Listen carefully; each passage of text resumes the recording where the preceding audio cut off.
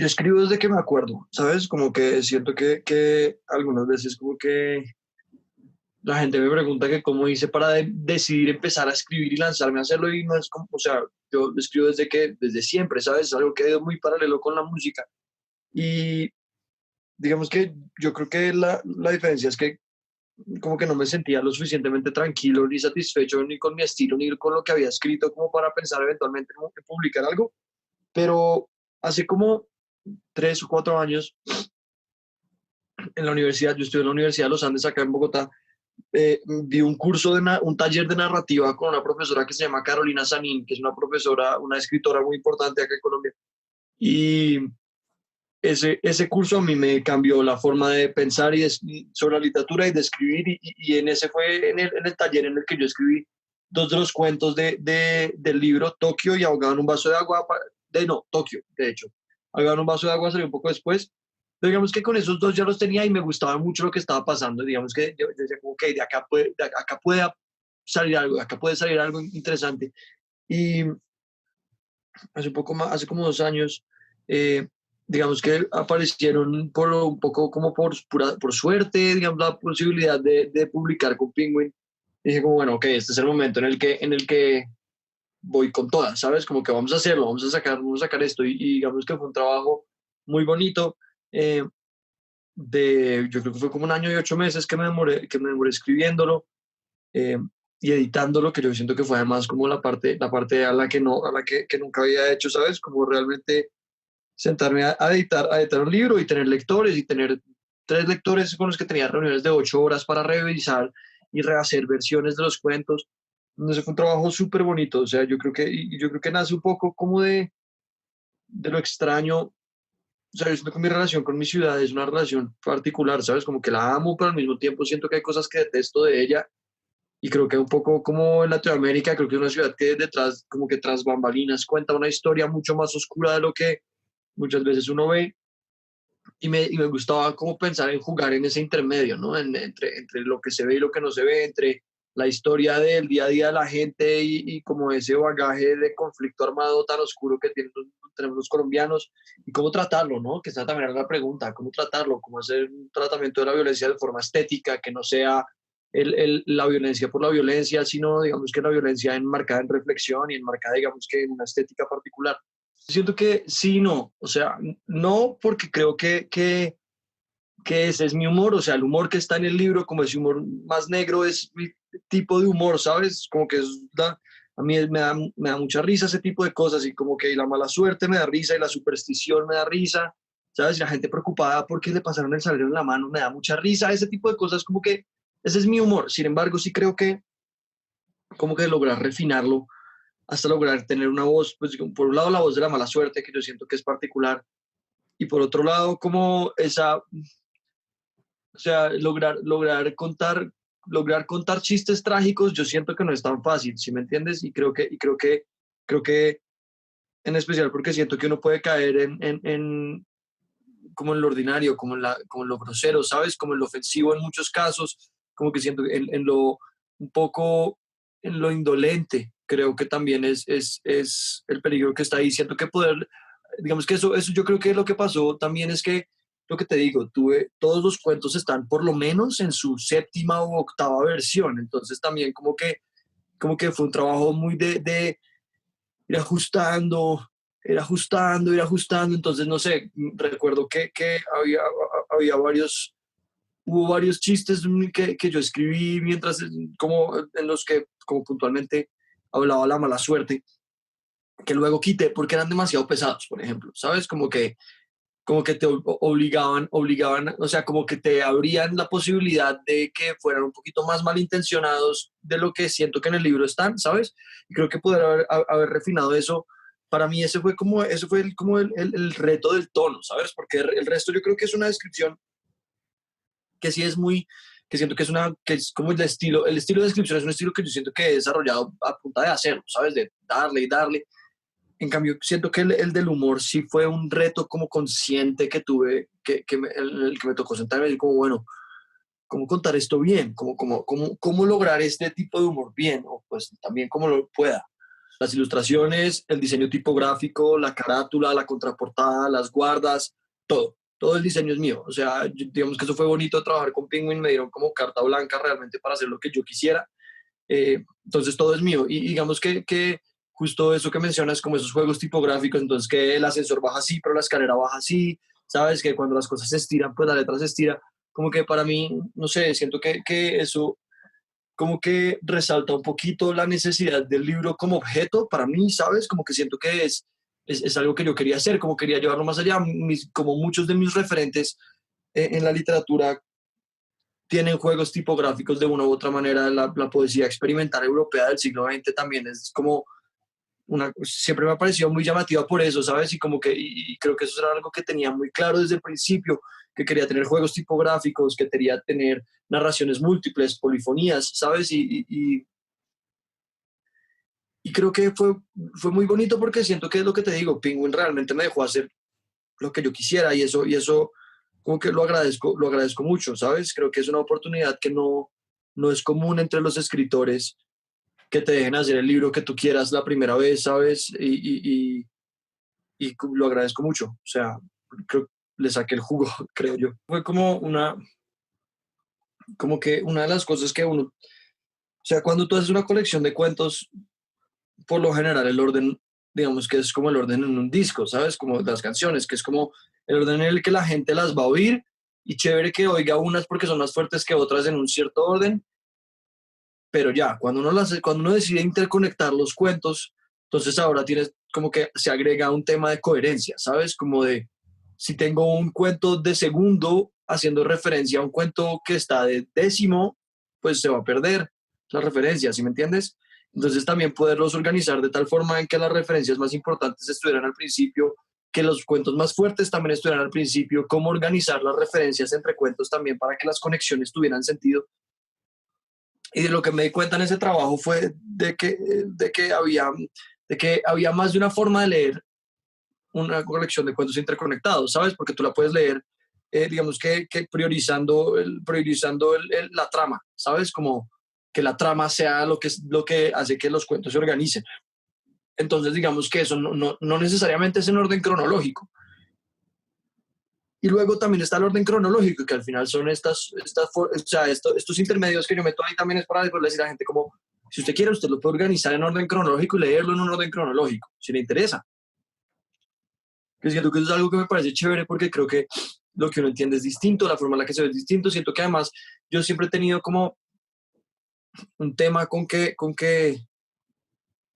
la ficción se parece muy poquito a la vida en muchas cosas y en la que menos se parece es en que la vida no está pensada, o sea, la vida no tiene una trama dramática, ¿sabes? Como que la vida te spoilea cosas porque sí, ¿sabes? Y creo que es parte de, como que a lo mejor lo más importante, la revelación que en una novela habría sido la última página, el clímax, a lo mejor pasa el segundo día de la historia, ¿sí me entiendes? Sí, Entonces, también como poder abrir esa ventana a una historia mucho más humana, porque yo siento que eso es una cosa que yo quería plantear en el libro y es que nadie en el libro es gente especial.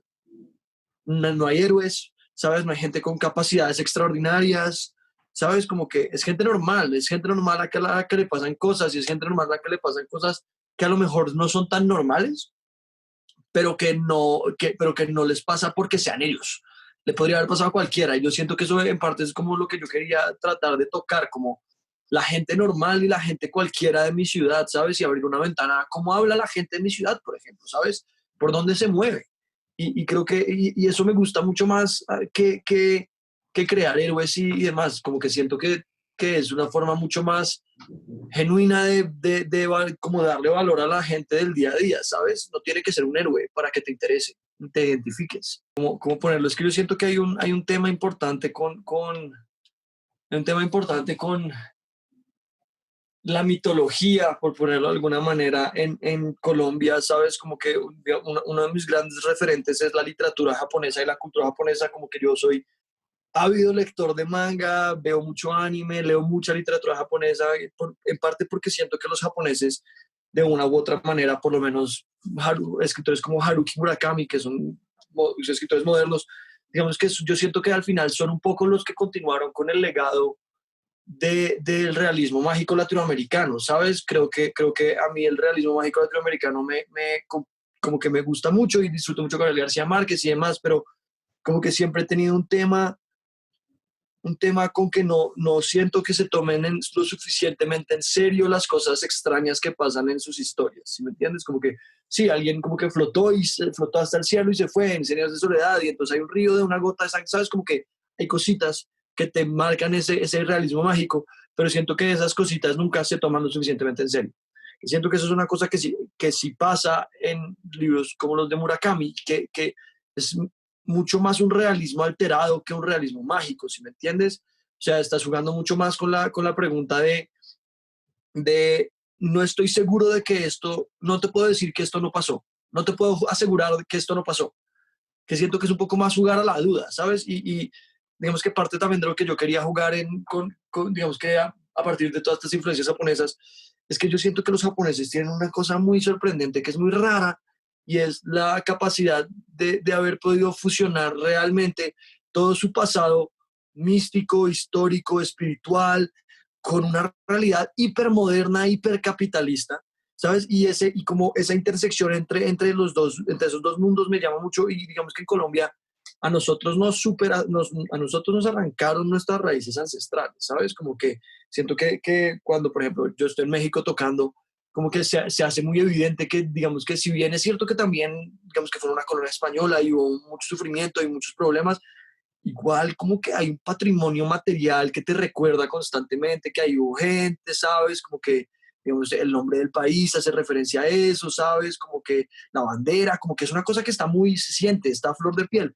Y en Colombia no tanto, ¿sabes? Como que en parte porque, digamos que ni siquiera en Colombia voy a decir en Bogotá, ¿sabes? En particular, en Bogotá estaban los muiscas, que eran un pueblo nómada, digamos que no tenían tanto, no dejaron cultura material tan fuerte, ¿sabes? Como que era otra cosa. Y como que a mí, yo soy historiador y estudio historia en la universidad y como que eso siempre me golpeó mucho y siempre quise como darle, como revivir un poquito la posibilidad de que acá hubiera algo más que solamente el Dios cristiano que trajeron los españoles, ¿sí me entiendes? Y digamos que por eso también escogí al Dios de la cerámica, ¿sabes? Como que era un Dios, un tipo de Dios muy común entre los indígenas de la zona y me pareció chévere como desmitificar también la idea de lo que podría ser un Dios, ¿sabes? Como que yo siempre he sido muy crítico con la idea de la religión y demás y me pareció muy divertido, para mí era un gran chiste pensar en que los dioses estaban sujetos a un sistema laboral. O sea, para mí era fenomenal, como pensar que los podían despedir, que podían rebelarse, ¿sabes? Que a lo mejor, en especial me gusta pensar en los dioses que no son necesariamente buenos, ¿sabes? Como que siento que es una cosa que las religiones monoteístas abrámicas de hoy como que no contemplan, pero que al final cuando tú te metes a ver el panteón griego, el panteón romano, incluso el panteón hindú, ¿sabes? Como que es muy chévere que hay un poco que los dioses no tienen que ser buenos, son una cosa mucho más humana. Y eso me parece fenomenal, digamos que por eso me llamó tanto la atención a jugar a hacer esa conversación, ¿sabes? Porque además si te fijas es una conversación súper casual, como que es una conversación que toca temas súper estúpidos, ¿sabes? Como que, y eso me gustaba mucho, solamente por el hecho de que fueran dioses. Dioses hablando de estupideces me parece fenomenal, como que siento que juega, con la idea de los temas, en especial acá en Colombia, siempre que es un país muy conservador, un país muy católico, como que la idea de que hay cosas de las que no puedes hablar, ¿sabes? Como poder realmente burlarse de la idea de un Dios y pintar a un Dios en una situación horrorosa en la que está mamado y no quiere seguir haciendo este trabajo, ¿sabes? Porque siento que a mí, pues lo que te digo, me da risa. Entonces siento que fue un poco por eso. Y digamos que también como para terminar de darle como para redondear todo lo que era el otro lado del libro, ¿sabes? Está Bogotá y luego está hasta el otro lado, el de los superintendentes, sí, como para tratar de redondearlo y darle un poquito más de contenido y demás.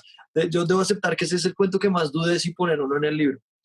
Me gustaba mucho, yo estoy muy contento, además, ¿sabes por qué? Porque siento que una de las cosas que a mí me llaman mucho la atención es que creo que al final, a ver, si vamos a ser 100% honestos y sinceros, yo tengo clarísimo que la publicación de mi libro tiene todo que ver con que yo soy el bajista de Morat, ¿sí me entiendes? Lo tengo claro, como que no me da pena, no me da miedo asumirlo, creo que además es responsable hablarlo y ser claro con que yo tengo claro que este libro está apuntado también, o sea, la posibilidad de publicación se da porque hay un público que está dispuesto a leer lo que yo escriba, ¿sabes?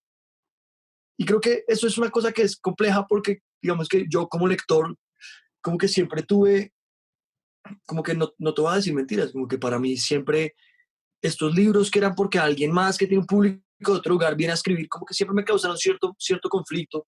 Pero fíjate que yo como decidí tomar la oportunidad fue como, ok, si voy a poder escribir lo que quiera, porque al final sabemos que hay un público que le interesa más allá del contenido, pues entonces voy a hacerlo como yo quiero y no voy a poner yo mis propias reglas, ¿sabes? Y lo voy a hacer como, y no voy a darle gusto a nadie. O sea, esto es una cosa mía que quiero, y este es el momento en el que voy a sacar lo mejor que puedo hacer yo y quiero sacar el mejor libro que pueda sacar bajo mis reglas. Y siento que eso es como que realmente creo que ahí es donde yo le encuentro mucho valor a esto. Y es que creo que lo que te decía ahorita, qué suerte tan amarilla poder realmente haber escrito lo que yo quisiera, tener un buen plan de publicación, tener un buen plan de promo para el libro, ¿sabes? Como que lo agradezco muchísimo y creo que también, digamos que como que sienta una responsabilidad importante, como que sí es como yo lo sentía, como bueno, puedo escribir un libro, el libro que yo quiera para publicar, pues entonces me toca clavarme y reventarme y hacer esto también como lo pueda hacer, ¿sabes? Que yo creo que también era como hablar de eso, como de probarme a mí mismo que esto podía ser más que solamente el libro del bajista de Morat, ¿sabes? Y como que realmente hacer lo que yo siempre había querido hacer, lo que te digo, desde pequeño, escribir un libro y digamos que empezar una carrera como escritor. Si quieren seguir viendo todas las maromas que me gusta hacer con música, con arte, con literatura, con todo, síganme en mis redes sociales que son @SimonVargasM, como Simón Vargas Morales, pero para que no fuera tan largo, Simón Vargas M, en todas partes. Entonces, ahí está bastante fácil y yo los invito a que lo lean en parte porque creo que uno se van a sorprender, eh, porque creo que Bogotá es una ciudad que no está tan explorada en la cabeza de la gente, ¿sabes? Que yo tengo claro que Bogotá no es la ciudad de referencia de Colombia, al mismo tiempo que mi acento, que es el acento bogotano, no es el acento de referencia de Colombia tampoco. Entonces creo que también yo quería abrir una ventana que vieran un poco de dónde venimos, de dónde vengo y lo particular que es esta ciudad. Eh, Creo además que hay una gran parte de mí en el libro, entonces también si me quieren conocer mejor un poco a mí, vayan y se meten en el libro, que creo que está chévere. Una buena cosa es que ya está disponible en físico en México, en España y en Colombia. De resto hay envíos internacionales a todo el planeta Tierra, China, Vietnam, Rusia, África del Sur, a donde quieran que llegue, ahí llega, a través de Busca Libre. Pero en México, Colombia y España pueden conseguirlo en la versión física, que creo que tiene mucha magia.